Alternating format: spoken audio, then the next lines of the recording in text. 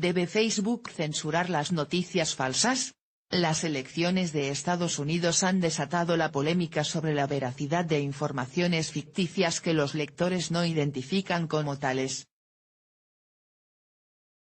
En las semanas previas a las presidenciales estadounidenses, surgieron piezas informativas con titulares como "El Papa Francisco conmociona al mundo, apoya a Donald Trump como presidente". Esta noticia, lanzada por el portal digital UTOE5 News, tenía un problema. Era totalmente falsa, una invención, y así lo indica su propia web tras la pestaña About. UTOE5 News es una web de noticias fantasiosas. La mayoría de los artículos son sátira o pura fantasía.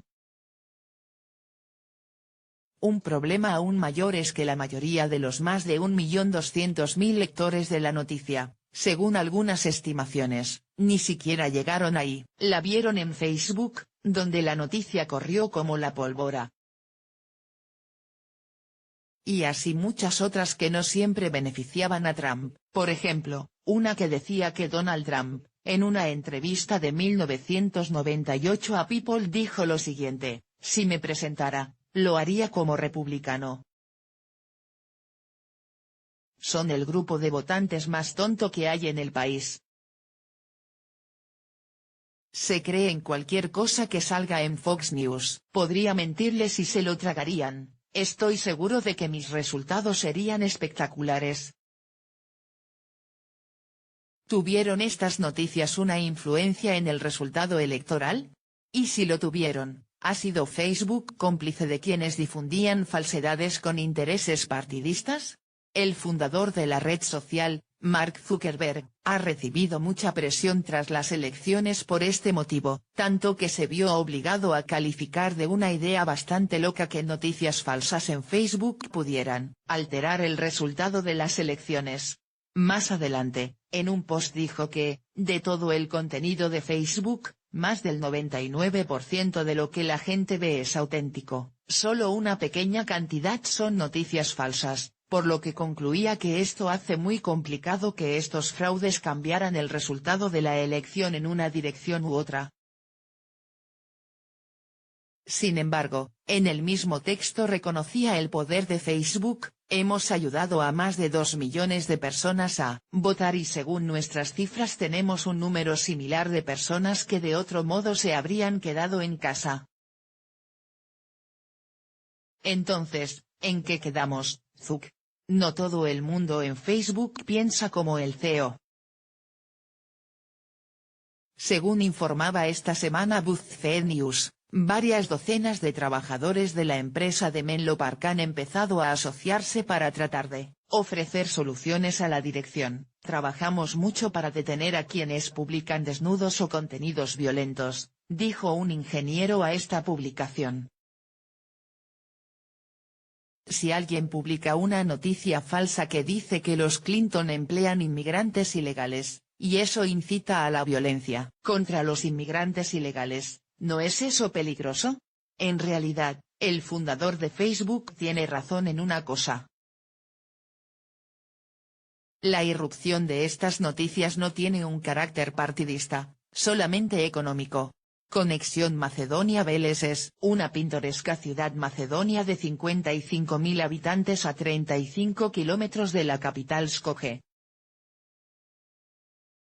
Aquí viven muchos estudiantes universitarios y, según se ha revelado, se están haciendo de oro céntimo a céntimo.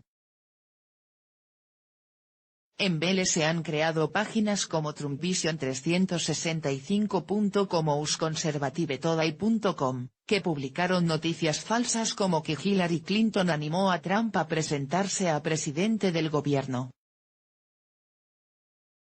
En primer lugar, estos universitarios no son pro-Trump, pero vieron que las noticias que favorecían al magnate eran mucho más compartidas en Facebook que las de sesgo demócrata.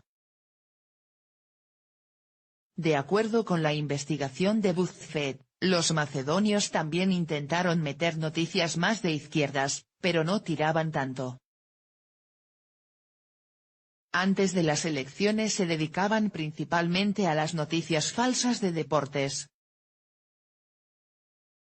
Otro factor para centrarse en las elecciones estadounidenses es que en América, Facebook paga más por usuario que en Europa, $12,43 frente a $3,98 según TechCrunch.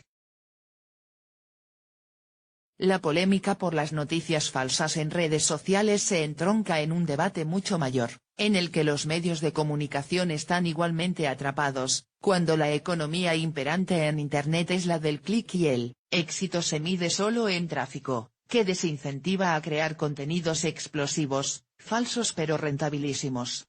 Algunas de las noticias más compartidas de las creadas en Veles han reportado a sus creadores casi 10.000 euros solo en anuncios.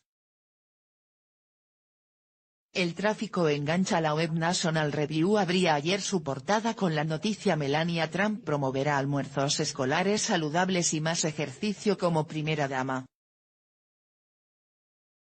Junto a ella, otros titulares advierten de que un centro comercial ofrecerá un descuento del 10% a francotiradores no activos o que McDonald's en 2017 cambiará el nombre a su mascota Ronald McDonald por Ronald Reagan.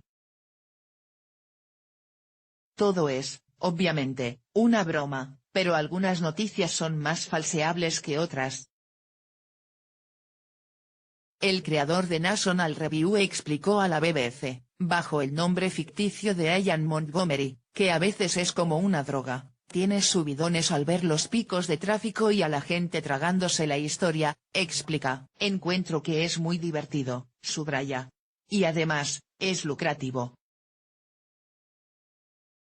Pese a la negativa de Zuckerberg de hacer público que su plataforma tiene un problema, lo cierto es que hay varias iniciativas en marcha. En una encuesta de satisfacción realizada la semana pasada a algunos de sus usuarios, la red social listaba Facebook tiene demasiada información falsa o demasiada gente falsa como una de las posibles respuestas a la pregunta, ¿cuál de las siguientes razones es la más importante para no estar de acuerdo en que Facebook es bueno para el mundo? A Facebook Survey Popeta formetunight.twitter.com/eq2hq, Tom Warren, @TomWarren, 14 de noviembre de 2016. También Google ha anunciado que plantará cara a las noticias falsas. Además de cortar el grifo de los anuncios en páginas sospechosas de ser granjas de contenido falso, como las macedonias, la empresa de Mountain View creó hace semanas una coalición llamada First Draft con diversas startups para mejorar la verificación y calidad de las noticias en Internet. Facebook ya ejerce un severo control sobre el contenido que se publica en su plataforma, aunque se centra en aspectos como la desnudez o el lenguaje violento, más relacionados con la ética que con la veracidad del contenido. Sin embargo, hace meses estuvo en el ojo del huracán cuando se criticó que la red social castigaba algunos contenidos de corte conservador, que aparecían menos o no tan destacados como los progresistas. Facebook respondió despidiendo al equipo humano que editaba los trending topics, y dejándolo todo en manos de un algoritmo.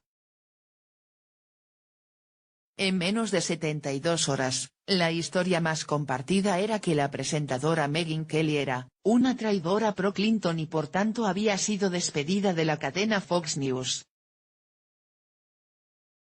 Todo falso, claro.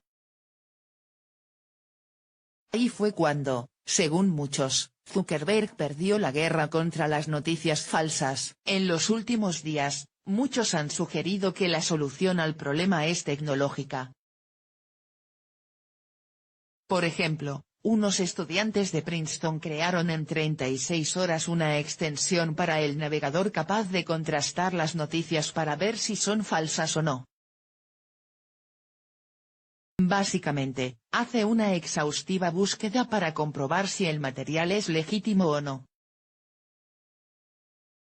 El gran problema, y quizá la explicación a la indecisión de Zuckerberg, es que cuando alguien encuentra en Internet una noticia cuyo contenido no puede contrastarse, de ninguna forma fuera de esa misma noticia, está ante dos opciones, o es una noticia falsa o una exclusiva periodística de primerísimo nivel. Si se aplicara la censura, ¿no se privaría a los usuarios de Facebook de primicias?